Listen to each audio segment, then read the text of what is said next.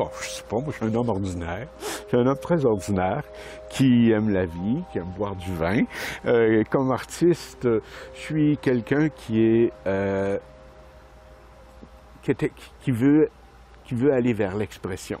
Alors, si j'achète un tableau, parce que ça m'arrive de me faire plaisir d'acheter des œuvres d'art, il faut que ça exprime quelque chose. Alors, il faut que je me retrouve dedans.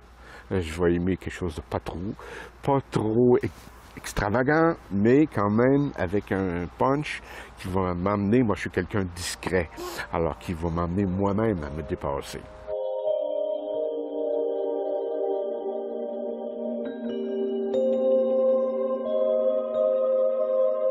Bon, c'est une matière froide, le verre, oui, mais c'est aussi une matière qui est très vivante.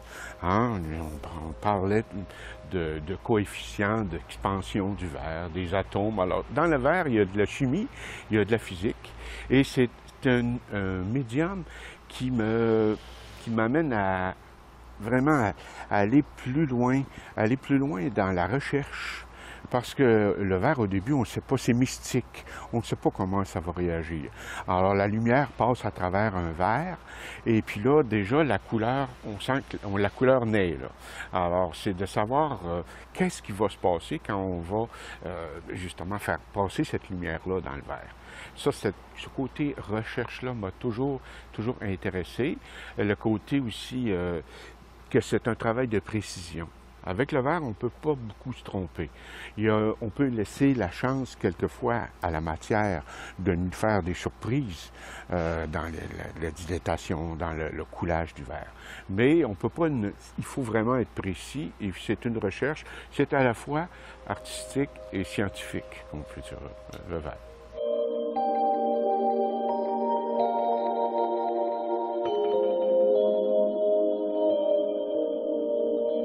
Ce qui va venir me chercher, c'est de toujours vouloir aller plus loin.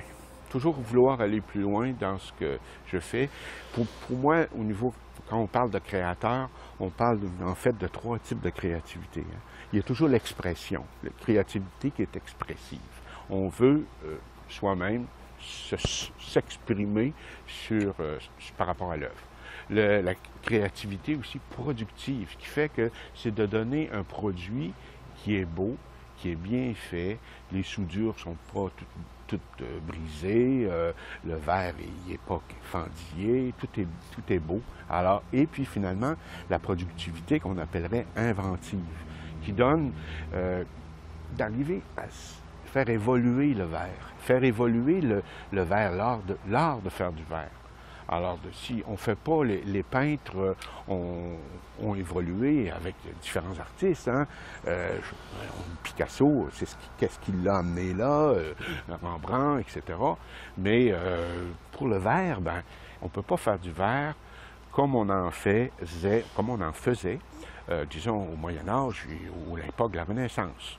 On peut restaurer des vitraux, alors en essayant de se rapprocher de ça.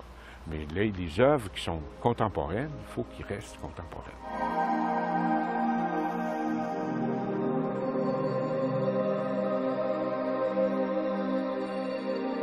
Il faut avoir une technique au départ. Hein. C'est sûr que comme en musique, comme en violon, même si on aime beaucoup de violon, on ne peut pas en jouer comme ça. Alors, c'est la même chose pour le vitrail. Il faut aller faire il faut s'approprier la technique. Moi, au début, j'étais un autodidacte. J'avais un fournisseur qui était à Montréal. J'y allais régulièrement et il organisait les samedis des sessions pour qu'est-ce qu'une soudure parfaite. Au bout de 6 semaines, c'était une autre session. Et sur la façon de coller les verres, etc. Et j'allais apprendre. Et au fur et à mesure, je me suis formé un peu avec ça. Après, j'ai voulu avoir une formation un peu plus spécialisée. Alors, je suis allé à Menton, dans le sud de la France, avec Jean-Pierre Bellion comme maître, pour travailler 3 mois avec lui, de façon à ce qu'on a refait des œuvres qui étaient au niveau patrimonial, qui étaient en piteux état. On a refait les plafonds Monaco, du casino de Monaco, pardon, et puis différentes petites églises aussi. Et on amenait ça à l'atelier, d'apprendre des choses formidables et des fois des détails. Arriver dans une église où il y a des verres rouges d'un côté et des verres rouges de l'autre et des démonter, puis s'apercevoir que au pire, ce n'étaient pas les mêmes verres, mais ils nous paraissaient la même couleur, parce que le côté ensoleillé ça prenait des verres plus forts, plus pigmentés, beaucoup plus foncés, pour donner le même rouge à l'intérieur, alors que le côté nord, qui n'était pas ensoleillé, alors nous donnait juste la lumière passée. Alors c'est pour ça que, souvent, même si je vais on me demande un vitrail pour un espace, si j'ai la chance de savoir où il va être, j'aime bien y aller et d'aller voir l'ensoleillement aussi avant.